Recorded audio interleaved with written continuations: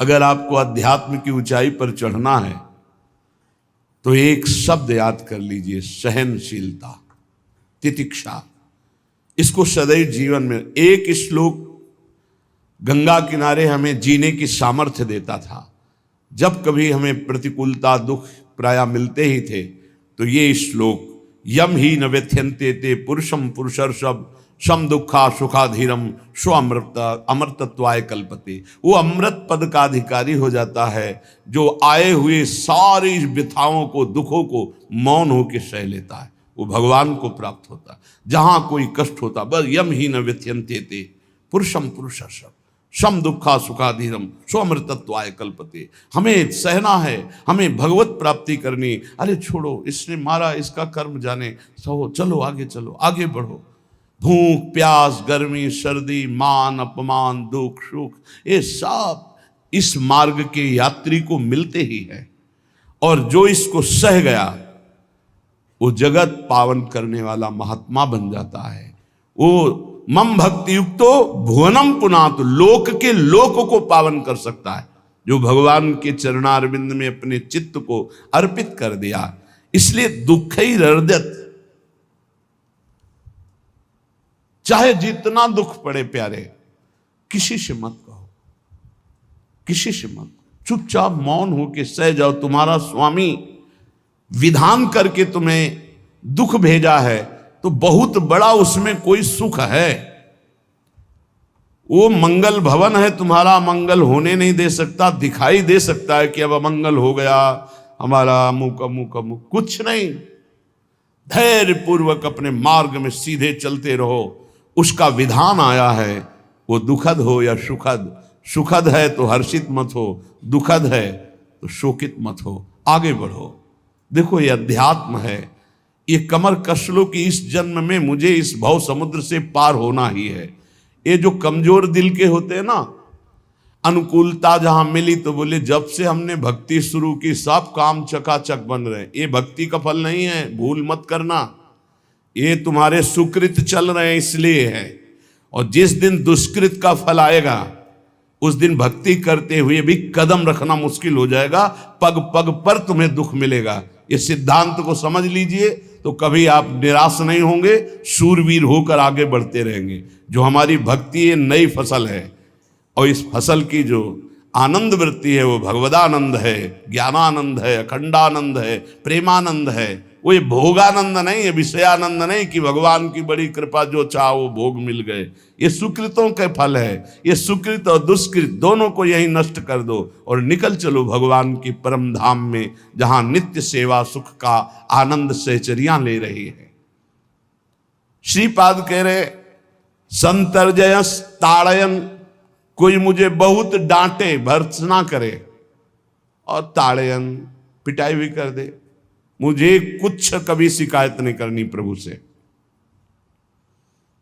देख रहे हैं ना, वो उन्होंने विधान किया है ना कि इसको पीटो, तो हम चुपचाप पीट लेंगे, किसी से नहीं कहना। रहीमन मन की मन व्यथा रखिए मन में गोए, सुनिठ ले हैं लोग सब बांटने। इसीलिए असंगो हम, असंग किससे कहें अपने दुख सुख की बात। अपना दिल तो दिलवर को दे दिया, जो बीते सो दिल तो उनके पास है, वो तो जाने दुख सुख की बात, हम क्या जाने। हम तो बस आपके हैं। मौन, अपने विषय में न सुख की बात करे न दुख की, मौन। बात करे तो प्रभु की करे, नहीं तो मौन। मान लीजिए अगर ये मौन आप धारण कर लेंगे तो निकल जाएंगे माया से, नहीं तो किसी की निंदा कर देंगे, किसी का ऐसा कटु वचन बोल देंगे, परुख वचन बोल देंगे, भजन छीण हो जाएगा, भजन करने की वृत्ति नष्ट हो जाएगी। सैकड़ों लोगों के प्रश्न है कि पहले भजन अच्छा होता था अब नहीं होता। उसमें दो बातें होती है, एक तो भजन की ऐसी भूख बढ़ गई है कि अब उतने भजन से नहीं और भजन होना चाहिए। ये उत्तम महापुरुषों की कृपा पात्र भक्तों की वृत्ति होती है। और एक होता है कि आपसे वैष्णव अपराध बन गया, कुसंग हो गया, इस कारण से ऐसा। अगर आपके हृदय में कोई दोष वृत्ति नहीं हो, फिर भजन में ऐसा लगता है कि मेरे से बहुत कम भजन होता है, वैसा भजन नहीं होता जैसा होना। ऐसा बड़े बड़े महापुरुषों को भी अनुभव होता है। ये कोई निंदनीय बात नहीं है, वंदनीय बात है। पर वास्तविक यदि भजन नहीं हो रहा है, वास्तविक यदि आपका रुक गया है आनंद, तो आप ढूंढ लीजिए, आपका भोजन गलत है, आपका संग गलत है, आपने कोई वैष्णव निंदा की है, बस यही कारण है। यही खोज लेना, यही सुधार कर लेना, किसी से क्षमा याचना की जरूरत नहीं। अंदर देखो और आचार्य गुरु से प्रार्थना करो, सब ठीक हो जाएगा। बड़े कृपालु हैं, जिन्होंने अपराधी मुझ जैसे को घसीटा तो अब अपराध बन जाएगा तो थोड़ी छोड़ देंगे वो। विश्वास कीजिए, उन्हीं से प्रार्थना कीजिए, नाथ यदि आपको अपराध मोचन कराना है तो भेज दीजिए मुझे उसके पास, या उसको बुला दीजिए, मैं पैर पकड़ लूँ, हाथ जोड़ लूँ यदि अपराध बन गया है, और यदि आप चाहें तो आप क्षमा कर दें, आगे से सावधान रहेंगे। बड़े कृपालु हैं प्रभु, क्षमा कर देते। भजन की वृत्ति को रुकना ये सहन मत कीजिए। समय नहीं है कि आज नहीं तो कल भजन चल पड़ेगा, नहीं, तुरंत वाचिक में आ जाइए, तुरंत वाणियों का गायन कीजिए, नाम कीर्तन कीजिए, ढूंढिए अपराध क्या बना जो आंतरिक हमारा भजन रुक गया, और प्रभु से प्रार्थना करके उसको चलवाइए। वो बड़े कृपालु है, क्षमा कर देंगे। अगर आपने प्रगट में किसी का अपराध किया और वो उपस्थित हो तो जाओ, उनके चरण पकड़ो, उनसे प्रार्थना करो। भजन का रुकना सहन मत करो। बहुत कठिन है भजन करके भगवत प्राप्ति करना। वो हमारे अंदर सरलता पूर्वक भजन चल रहा है, उसको बचाओ। किसी की निंदा मत करना, किसी की अवहेलना मत करना। तुम्हारी कोई निंदा करे, तुम्हारी अवहेलना करे, सह जाना, कह रहे हैं इसमें, कह रहे संतर्जय ताड़यन बंधनन। यदि वो कहीं मुझे बांध दें, मैं बंधना में स्वीकार कर लूंगा। ऐसा भक्तों को कोई बांधता है क्या? हाँ, बांध देते हैं। तितिक्ष ब्राह्मण की कथा में पढ़िए, उसको बांध दिया। एक सखी बहुत भजनानंदी थी, उसके परिवार के लोग रोज उसे पीटते थे और उसे बांध देते थे। सखूबाई नाम उसका सखी का था। एक सखी बहुत नागरीदास जी के संग में रहकर भजन की वृत्ति उच्च कोटि की सीखी थी, भागमती बाई। उनके पति ही उनके ऊपर सैया लगाकर नवीन रानी के साथ बैठते हुए सब पिटाई करते, इतना कष्ट देते, पर वो उच्च कोटि की ऐसी महान वक्ता, परम सिद्ध बरसाने के जो वास करने वाले अपने नागरीदास जी थे, हरिवंश महाप्रभु के शरणागत, उनके सत्संग से ऐसी उच्च कोटि की दशा प्राप्त हुई, उसे कोई फर्क नहीं पड़ा। उसके कष्ट देने के लिए उसके ऊपर सैया लगाते, राजा थे, और नवीन रानी के साथ उसके ऊपर बैठते, उपद्रव करते, मारते पीटते, लेकिन वो सम रहती। संतर्जय ताड़यन बंधनन, शांत। वो देख रहा है, बस तुमको यही सोचना, वो देख रहा है, मेरा स्वामी देख रहा है। वो देखते हुए मौन है ना, वो चाह रहा है ना, तो तेरा किया मीठा लागे। बस बात समझ लो, इतना तो बहुत बड़ी वस्तु प्राप्त होगी, बहुत बड़ी। एक मिट्टी जब कुम्हार को अर्पित हो जाती है तो पीट पीट कर एक छोटा राई भर भी दाना नहीं रहने देता, क्योंकि राई भर भी अगर दाना रहा वहीं से मटकी फूट जाएगी, राई भर भी अहंकार रहा वहीं से भक्ति रस निकल जाएगा। पीट पीट के उसको एकदम बराबर, फिर भी चैन नहीं, जल डाल के रौंदा, फिर भी चैन नहीं, हाथों से मल कर अपने अनुसार बनाया, फिर चाक पे चढ़ाया, जो चाहा आकार दिया, सूर्य के ताप में तपाया, फिर उसको दहकते हुए आवे के बीच में रख के पकाया, फिर उसमें रस रखने लायक क्षमता आ गई उस मिट्टी में। ऐसे ही हम जब संत महापुरुषों को, श्री भगवान को समर्पित होते हैं तो ये सब होगा। रस रखने लायक हृदय तभी होता है जब आवे में तपता है, इसलिए तैयार रहो। तभी नागरीदास जी ने कहा, बड़ो ही कठिन है भजन ढिग डरिबो। एक सूरवीर योद्धा की तरह जैसे उसके अंग घाव से युक्त होते हैं, वो कदम पीछे नहीं आगे ही बढ़ाता है, ऐसे भजनानंदी चाहिए। चाहे मुझे चोर कहा जाए, पतित कहा जाए, गाली दिया जाए, मुझे मारा जाए, बांध लिया जाए, तो भी मैं भगवान पर दोषारोपण नहीं करूंगा। मैं यही निश्चय करूंगा, प्रभु मेरे देख रहे हैं, जोई जोई प्यारो करे सोई मोई भावे, उनका विधान परम मंगलमय है। अंतः क्लेश मतीव दुस्सह तरम प्राप्नोति नाना विधई। मुझे अंदर से भी बहुत पीड़ा दी जाए, काम पीड़ा, क्रोध पीड़ा, लोग बाहर से तो ये दिया जाए और अंदर से भी ये दिया जाए, तो भी हे प्रिया जो आपसे नहीं कहूंगा। प्रेम में कभी शिकवा शिकायत नहीं होती, ना इष्ट से और अपने प्रीतम के विधान से दिए हुए कष्ट को हम दूसरे से कह दें? धिक्कार है हमारी प्रीति को। प्रीतम सहावे और मैं दूसरे से शिकायत करूं? नहीं, हर विधान आपका सहो। ये प्रेम है मस्ती का, ये लज्जू पंजू ऐसे काम नहीं है इनके। ये तो देखते हैं पैर धर के, अगर गर्म लगा तो हटा लेंगे, मत रखना गर्म ही गर्म है। और छाती मजबूत करके कि आग पे चलूंगा, तो पैर रखोगे तो चंदन हो जाएगा आग में भी। पूरे जीवन की बात कह रहा हूं, पूरे जीवन की। सोचो उस समय जब 13 वर्ष की अवस्था है और घर से निकले थे, कोई साथी नहीं है, कोई समझाने वाला नहीं, और आज इतना जीवन हो गया इसी यार के सहारे हुआ है। इसी यार, ना 1 रुपया कभी था, न रहा है और न रहेगा। प्रेमानंद का 1 रुपया नहीं है, प्रेमानंद की 1 वस्तु नहीं, ना रहा ना रहेगा। हाँ, प्रेमानंद की सब वस्तुएं हैं, ना होते हुए भी पूरा विश्व मेरा। क्यों? प्रेमानंद भगवान का है। भगवदानंद को प्रेमानंद कहते। वही संपत्ति जीवन भर एक ही साथी रहा है। और हे नाथ, ऐसी कृपा करना, अब दूसरा साथी बने ना। अब आओ तो मृत्यु रूप में ही आओ, और किसी रूप में मत आना। साथी हो तो आपका साथ हो। सर्वहरण करने वालों में मैं मृत्यु हूं, बस उस रूप का इंतजार है। आओ उस रूप में और समेट लो अपनी लीला। बस कभी किसी से शिकायत, कभी किसी ने कैसे हो, आनंद है। नहीं सुना है किडनी खराब है, तो सुना ही होगा, कोई दुख नहीं, कोई दुख नहीं। वर्तमान दुख वर्तमान के आनंद से बहुत छोटा है। क्या दुख है? स्वामी के द्वारा दिया हो। ये आप हमारी प्रार्थना मान लीजिए। इस मार्ग में चलने पर जो दुख मिले, कभी किसी से कहना नहीं, नहीं तो प्रीति में कलंक लग जाएगा, वो तुम्हें प्रभु से हटा देगा।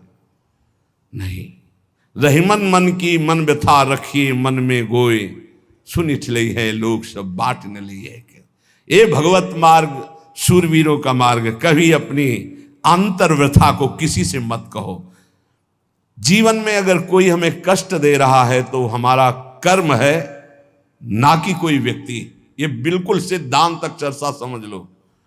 वही व्यक्ति जो मुझे द्वेष करता, वही व्यक्ति जो मुझे कष्ट और दंड देता, वही व्यक्ति प्रणाम करके छाती से लगाकर आंसुओं की धारा से अभिषिक्त किया, तो वो व्यक्ति था या कर्म?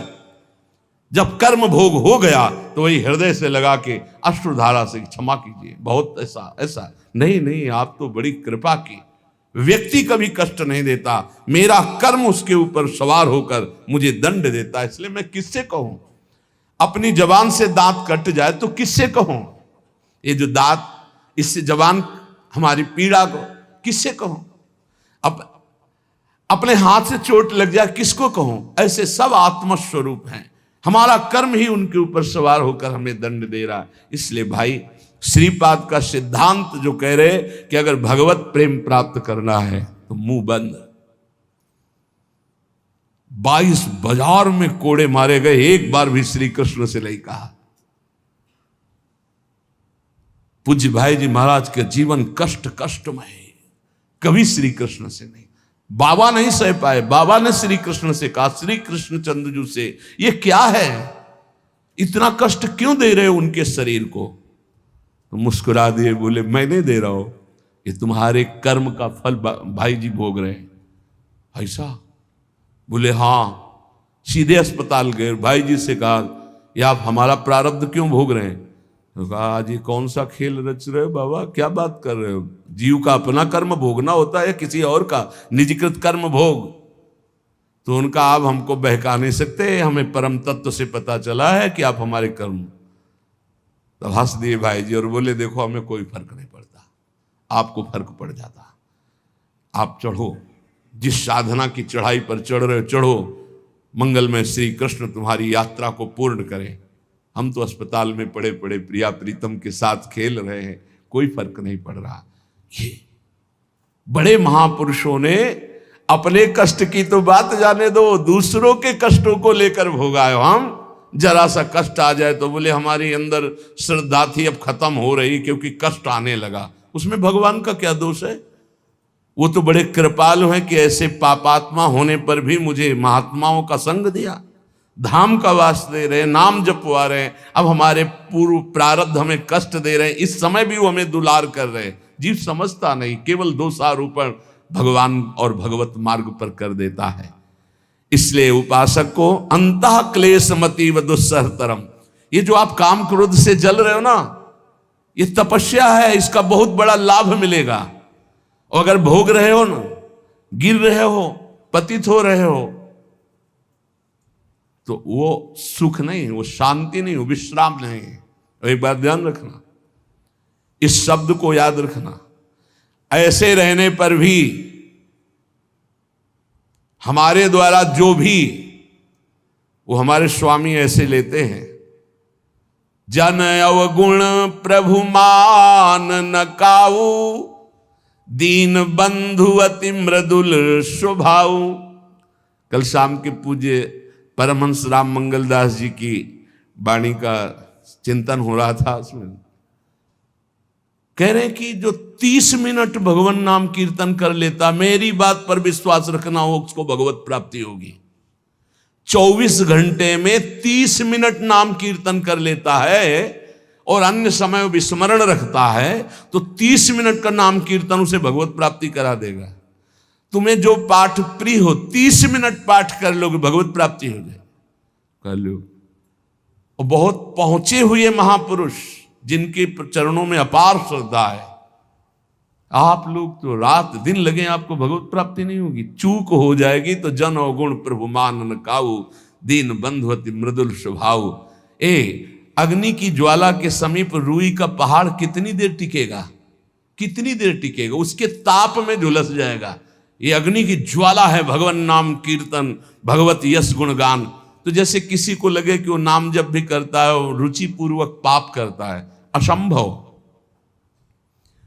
नाम जापक रुचि पूर्वक पाप कर ही नहीं सकता, उसका हृदय जलेगा पक्का। आप जप करके देख लीजिए, आप जप कीजिए नाम, और फिर आपसे पाप जब बनेगा तो आप फिर हालत अपनी देख लीजिएगा, बार बार हृदय जलेगा, नहीं नहीं नहीं। तो एक दिन वो नहीं सिद्ध हो जाएगा और आप निर्विकार हो जाएंगे।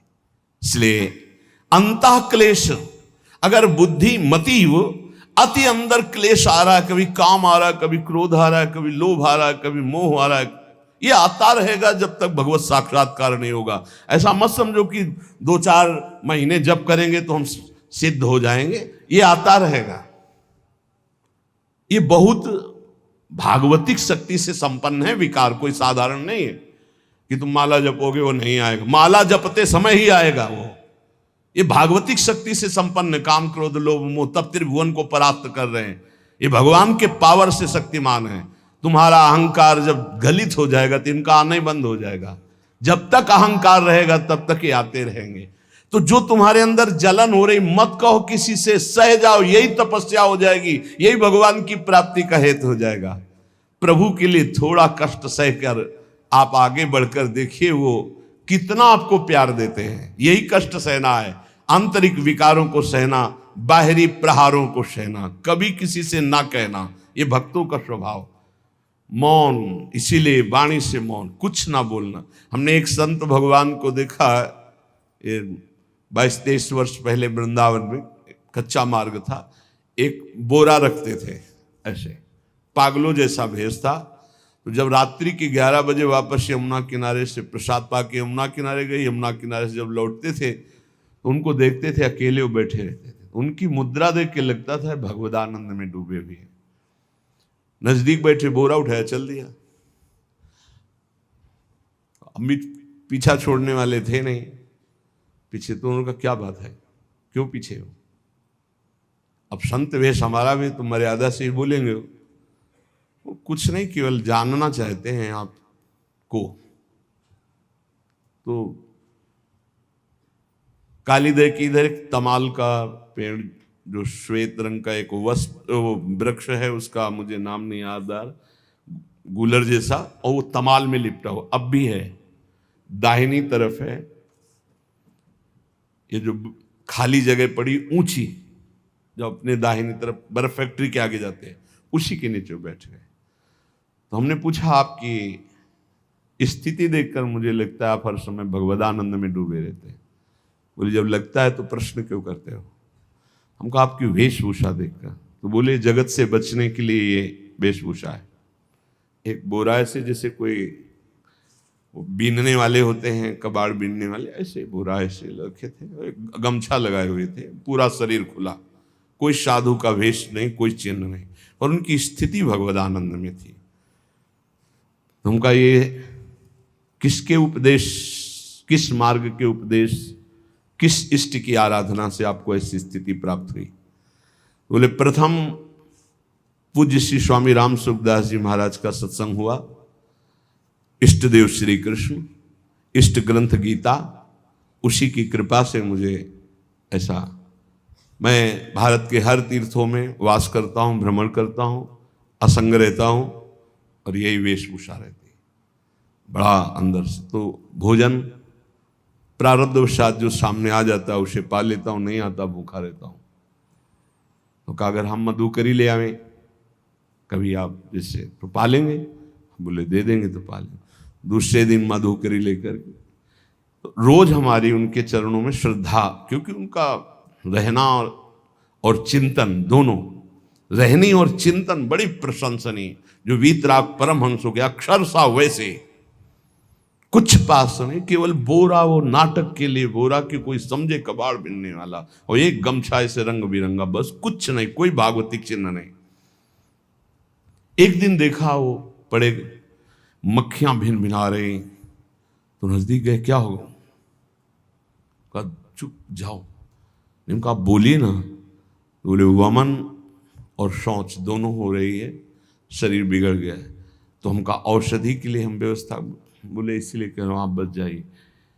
तो हम कहा हमें बता तो दीजिए क्यों नहीं? तो बोले आया हुआ प्रारब्ध है, इसको हंस के भोगना है।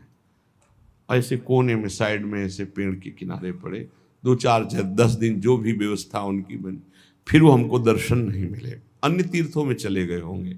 ऐसा महापुरुष, क्या हम अपने शरीर को इतना प्यार करें कि भगवान से श्रद्धा हो जाए, भक्ति मार्ग में हम लड़खड़ा जाएं, फिर सत्संगी किस बात का? ये पक्का समझ लीजिए, ये जो भगवत मार्ग है ये शूरवीरता का मार्ग है, सहन करने का मार्ग है। जितने भी महापुरुषों के चरित्र हैं आप पढ़ करके देख लीजिए, भगवान के चरित्र से भी ज्यादा लाभ भक्त चरित्र सुनने से इसलिए होता है कि हमको लगता है कि हमारे जैसा जन्म लेकर इतना कष्ट सहकर इस ऊंचाई पर पहुंचे, ये बड़ी बात है कि वो जीवत्व से हमारी तरह पैदा होकर ईश्वत्व को जाता है। इसलिए भक्त चरित्र में विशेष बल हमको प्राप्त होता है। क्या क्या कष्ट सहते, और आप खुद देख लीजिए, आपको जितना कष्ट है उससे बड़ा सुख है कि नहीं, अंदर देख लीजिएगा तो इसी से अनुमान लगा लीजिए, जितना बड़ा कष्ट उससे कई गुना बड़ा सुख भगवान देते हैं, तभी वो उनका यश गाते रहते हैं। ऐसे थोड़ी होता है कि हमारे भगवान का हम भजन करते, हमारे साथ न्याय नहीं हुआ। न्याय तो सही बात नहीं हुआ, नहीं तो तुम्हारी दुर्गति हो जाती। सही बात में उन्होंने न्याय नहीं किया, पक्षपात किया है तुम्हारा। अगर वो सही न्याय करते तो ईमानदारी से कहते हैं केवल नरक के कीड़ा ही बनना पड़ता और कुछ नहीं है। खूब देख लो, डबल चेहरा होता है, एक सामने का चेहरा देख रहे हो और एक एकांत का चेहरा होता है, डबल चेहरा होता है। और भगवान डबल रखो चाहे तिबल, सब देखते हैं। सब हम बैठे हुए देख लो ईमानदारी से वृंदावन की भूमि में, एक चेहरा है जय श्री राधे, और एक चेहरा है जो राक्षस है अंदर बैठा। देख लो, अंदर देख लो, बिल्कुल इस समय सीसी कैमरे में हो, अंदर देख लो, एक राक्षस बैठा है, और उस राक्षस ने जो जो करवाया आप लिखो रजिस्टर में, तुम्हें याद है जितना, और इसके बाद आप न्यायाधीश बनो, फिर आपकी क्या दुर्गति होती उसका। इससे ऐसे होता है, हे प्रभु, तभी त्राहिमाम मचता है, तब उनकी कृपा नजर आती है कि बोले भगवान ने न्याय नहीं किया। हम कहते सच्ची बात तुम कह रहे हो प्यारे, न्याय नहीं किया इसीलिए बचे हुए हो। अगर वो न्याय कर देता, पक्षपात न लेता तुम्हारा, तब तुम्हारे होश उड़ते, चाहे जो कोई हो, अपना रजिस्टर जांच के देख लो। इसलिए कहते हैं कि सबकी जीवनी शुक्ल पक्ष की लिखी जाती है, कृष्ण पक्ष की तो केवल उसी की छाती जानती, दूसरा नहीं हृदय में जितने विकार, हृदय में जितना अंधकार, हृदय में जितना कूड़ा करकट, वो तो हम जानते हैं कि हमारी स्वामिनी की कृपा ने कितना निर्मल किया है। तब उनकी स्वामिनी जू मुझ जैसे अपराधी के अपराधों का विस्मरण करके आप ऐसी कृपा, तो आपको लगता है कि संतों की एक दैन्य भाषा होती है। नहीं, ईमानदारी से संत कभी झूठ नहीं बोलते। जैसे कह रहे हैं कि मौसम कौन कुटिल खलकामी, तो अंतर ये होता है कि आंख में जैसे थोड़ा पड़े तो बहुत बुरा लगता है, और पीठ में इतना बड़ा तिनका चला जाए तो कुछ समझ में नहीं आता। संतों का हृदय आंख जैसा होता है, थोड़ी सी भी गलती में हाय हाय मच जाता है। धिक्कार है तुम्हारे जीवन को, अपने को तुम क्या समझते हो, क्या है तुम्हारे अंदर विचार। और जो मलिन अंतःकरण वाला था, भारी भारी पाप करके भी उसको पश्चाताप नहीं होता। संत जनों को एक पाप की जरा सी वृत्ति की आभास स्फुरना, वो पूरा पाप नजर आने लगता है उनको, क्योंकि इतना निर्मल हृदय होता है। तो सच्ची कहते हैं कि जैसे घोड़ों की लगाम पकड़े हुए श्री कृष्ण अर्जुन की बैठे हैं, ऐसे अपने भक्तों की लगाम पकड़कर बैठ जाते हैं, तो यात्रा अध्यात्म की ऊंचाई की चलती, किसी की सामर्थ्य नहीं। इसलिए सब भक्त ऐसे तो आपको मिलेंगे। जहां सामर्थ्य की बात है वहां केवल श्री भगवान की कृपा है। इसलिए बाहर की पीड़ा और अंतर की पीड़ा अपने प्रीतम के द्वारा दी हुई मानकर सह जाओ, तो आगे प्रीतम तुम्हारा स्वागत करने के लिए खड़े, पक्का समझ लेना, पक्का। और वो देंगे ये पीड़ा। क्यों देंगे? इसी पीड़ा में पता चलता है कि तुम्हारे मन की सुई किधर जा रही है। प्रताप राय जी महाभागवत थे, बड़ा चरित्र है। उनके यहां एक व्यापार चलता था कुल परंपरा से कि आपको अगर रुपए की जरूरत है तो आप अपना स्वर्ण आभूषण या कुछ रख जाइए गिरवी, और रुपया ले जाइए, और ब्याज से तो रुपया दे जाइए, अपने मूल गिरवी ले जाइए जो रख के गए हो। यही उनकी कुल परंपरा से चल। तो उसी के आधार पर वो कुल परंपरागत कर्म कर रहे थे। निरंतर नाम जब भगवत आराधन में मगन। अब नाम जब भगवत आराधना और ईमानदारी से कार्य, तो बड़ा सब खूब धन संपत्ति, बहुत आनंद, और भक्तजनों के खूब भोजन होते, भंडारे होते। तो जो चिढ़ने वाले जलने वाले लोग हैं वो जलते थे कि करता तो ये कुछ है नहीं, खूब जय जय मच रही है चारों तरफ, इसको नष्ट किया जाए। ये किसने बीज बोया? अरे बोले दुष्ट स्वभाव ने। नहीं नहीं नहीं नहीं, भगवान ने। किनको हुस्काया? डंडे को। क्यों? अब झंडा फहराओ मेरे भक्त के यश का। उनके हृदय में जलन हुई। वहां का काजी और मिल गए 3 लोग, और उन्होंने कहा कि इसको नष्ट किया जाए। बोले बस आप सहयोग दो, नष्ट तो पक्का। बोले कैसे? बोले प्लान तो सब हमारा बन गया है। अब झोली में कंकड़ भरे, और प्रताप राय जी बेटी का ब्याह है, 10,000 मुद्रा चाहिए। बोले गिरवी? बोले है स्वर्ण मुद्राएं। अब वो इतने ईमानदार विश्वास, बोले बॉक्स रखा रहता है उसी में रख दो, दस्तखत करो, 10,000 रुपये लो, ब्याज सहित दे जाना, अपना ले जाना। थोड़ी देर बाद दूसरा आया ऐसे, फिर तीसरा आया, वो तो उनका व्यापारी था। 5 दिन बाद वापस आया और काम बन गया, ब्याज सहित ये रुपये लो, हमारा आभूषण वापस करो। बोले जहां रख गए थे वैसे उठा लो। बाक्स से उठाया ऐसे। अरे देखो कितना नाटक करता है, माला जपता है, भगत बनता है, हमारे स्वर्ण आभूषण हटाकर कंकड़ पत्थर भर दिए। अब लोग तो आश्चर्यचकित हो रहे थे कि ये भगत जी तो ऐसे है नहीं। इतने में दूसरा आया, उसने भी वही नाटक शुरू। तीसरा आया, उस अब तो पक्का हो गया कि पाखंड करता है। लोगों की श्रद्धा को कपूर कहा गया है। कपूर ऐसे बाहर रखो ना तो उड़ जाता है ना, ऐसे ही श्रद्धा है। अगर उसको आप मजबूती, विश्वास की मजबूती में नहीं रखोगे तो श्रद्धा उड़ जाएगी। अब तो सब कहने लगे कि प्रताप राय तो बहुत ही पाखंडी निकला।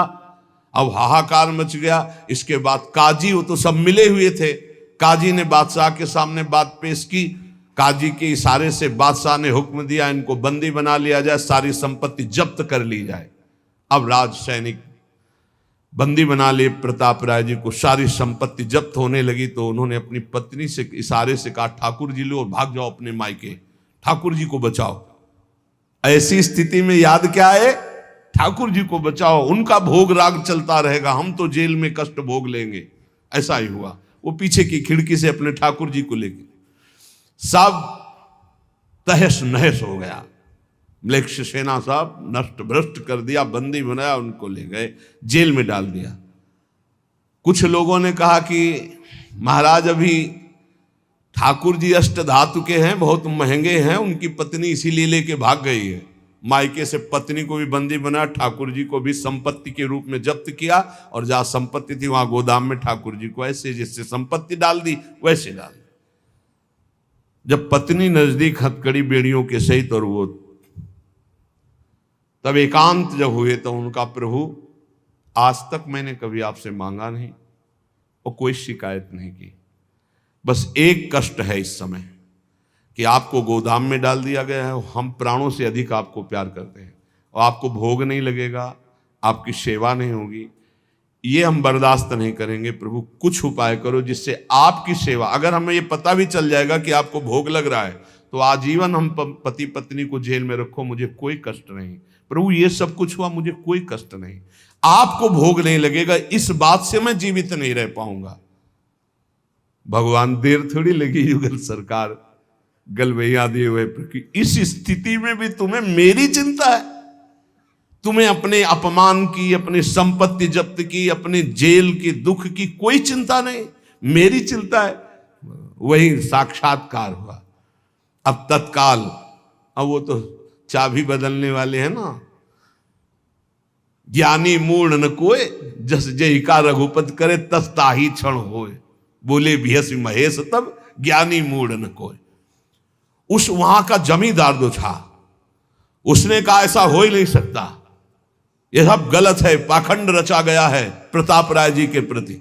बादशाह के सामने विरोध प्रकट कर दिया, नहीं सही जानकारी जांच हो। बादशाह ने उन तीनों को बुलाया और कहा फांसी पे चढ़ा देंगे यदि सही नहीं बोलोगे। सही सही बोल दिया कि उसमें हम सोना तो रखा ही नहीं था, कंकड़ रखे थे। काजी की ये सब बात थी। काजी को दंड दिया गया, तीनों को बंदी बना लिया गया, प्रताप राय जी को पूरा नुकसान सहित सब अर्थ दिया गया और बड़ा सम्मान किया गया। फिर जीवन, ये घटनाएं भक्तों के जीवन में आती है किस लिए? भगवत साक्षात्कार कराने। भगवत साक्षात्कार जेल में प्रताप राय और उनकी पत्नी को हुआ। इसलिए उपासक को कितनी भी परिस्थिति कष्ट की आवे, वो तुम्हारे आनंद का वर्धन करने वाले बनेगी, विश्वास रख लीजिए। बस किसी से सहयोग मत मांगना और किसी को अपनी बात मत कहना। प्रताप राय जी ने किसी से भी नहीं कहा, कुछ भी नहीं बोले, केवल प्रभु से कहा कि आपकी सेवा अगर हमको कान में सुनने को मिल जाएगी कि आपका भोग लग रहा है तो मुझे कोई कष्ट नहीं होगा, लेकिन ये मैं नहीं सह पाऊंगा कि आप गोदाम में ऐसे, क्योंकि मैं जीवन भर आपको दुलार करता रहा हूं प्रभु। अब वही भगवत साक्षात। तुम्हारी सुई कहां जाती है मन की? कष्ट की स्थिति में कोई मित्र, कोई रिश्ते नातेदार, कोई पावर काम आता है या भगवान की तरफ जा? अगर भगवान की तरफ तो जीत गए, और अगर संसार की तरफ ऐसे भी मिलने, आप बिल्कुल फोन कर देना, हम तुम्हें अमर कर देंगे, नहीं फाड़ के फोन नंबर फेंक देना कि हम रखेंगे भी नहीं ऐसा नंबर। जब कोई नंबर नहीं होता तब हरि का नंबर लगता है। जिसके पास किसी का फोन नंबर नहीं होता उसका हरि का नंबर लगता है। ध्यान दे दो, कलयुग है इसीलिए सबके पास नंबर भेज दिया है। सबके पास नंबर है क्योंकि हरि से फोन नहीं कर सकते। हरि का फोन जानते हो कैसा होता है? जब आर्थ होकर अनाथ भाव से असरण कोई नहीं मेरा, तब हा नाथ, वो फोन नंबर। भाव से मुझको पुकारे तो भाव से बेड़ा पार है, भाव पूरित टेर ही करती मुझे लाचार है। भाव बिना भगवान आवाजें नहीं सुनते, भाव सुनी पुकार भगवान नहीं सुनते। भाव कब आता है? बाजार में थोड़ी मिलता है। किसी से हमारा संबंध नहीं। ये जीतना है तो ये बातें पकड़ लो सत्संग की। कोई विपत्ति दुख आने पर अगर किसी का नंबर आपको याद आवे कि अगर हमें विपत्ति आएगी तो कौन सा नंबर याद आएगा? बोले अमुक का, उसको डिलीट कर दो। नहीं, अमुक का नंबर नहीं रखेंगे हम, श्री जी का। श्री जी का नंबर क्या है बताया तुम्हें? क्या है? बस कोई नंबर नहीं तो श्री जी का नंबर है। हे लाडली, हे प्रिया जी, कोई है ही नहीं, अब अपना कोई है ही नहीं तो कौन है? सच्ची बताते हैं, एकदम नंबर। 1 घंटी में फोन उठा लिया जाता है, 1 घंटी। गजेंद्र ने जब देखा कि कोई मेरा सहयोगी नहीं, हारी री नहीं पहुंच पाया, काम हो गया। हरि पूरा नहीं कर पाए, काम हो गए। गोविंद यही प्रकट हो गए, वस्त्रावतार। ये नंबर है हरि का। जब तक पांडवों की तरफ, भीष्म की तरफ नंबर नहीं लगा, दांत तक पकड़ा, नंबर नहीं लगा, और जब छोड़ दिया, कहा गोविंद, बस नंबर लग गया। ये है भगवान को पुकारना, ये है भगवान तक आवाज पहुंचाना।